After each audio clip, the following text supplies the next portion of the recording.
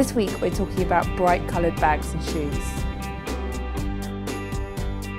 So, hot on the heels of the Kate Middleton effect, we already have the Kate Middleton backlash. The nude shoe dominated the high street last year after she wore those funny beige things that she wears everywhere, every day, last summer. So this year it's all about bright accessories, bright bags and bright shoes.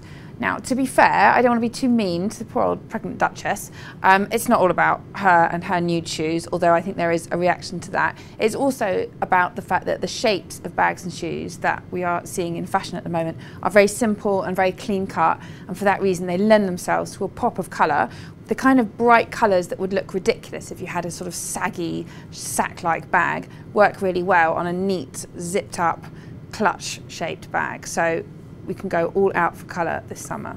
So I'm all Jimmy Choo'd up today with my turquoise shoes and my yellow bag, but we're going to start with a great high street option, Zara. Really working that Dorsey cut in stores this season, the one that kind of cuts away and shows the side of your foot, which I always think is quite nice. And this is such a beautiful colour and kind of almost like quite subtle really, kind of works in black, works in navy. It's not too bright, it's a starter bright. So from the starter brights, we now move on to Burberry's catwalk wedges. These are the golden slippers of this spring. Now this next shoe, this is actually a classic. If I had to nominate one shoe in my wardrobe that has stood me the test of time, it would be my red Jimmy Choo's, exactly like this.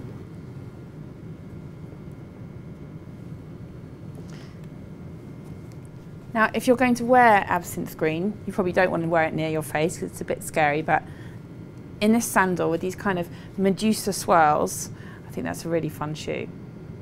These shoes are by Coach, and this is exactly what would be a very boring shoe in a nude colour, but you put it in bright, shiny lipstick coral, and it's a lot more fun. And then the final pair of shoes, which absolutely doesn't fit with anything I've been saying about how it has to be a clean line, simple shoe to take the colour. They're just fabulous shoes. They're from LK Bennett and they're from the range designed by Caroline Izza, and we love them. And in bags also, colour is there to jazz up what would otherwise be kind of boring, respectable bag shapes. This, for instance, is almost more the Queen than the Duchess really, if it was in black, but in a kind of real electric blue. It's suddenly a lot more young and a lot more fun. And in this one, the colour is there to make a boring day bag a lot less boring. This is by Kate Spade.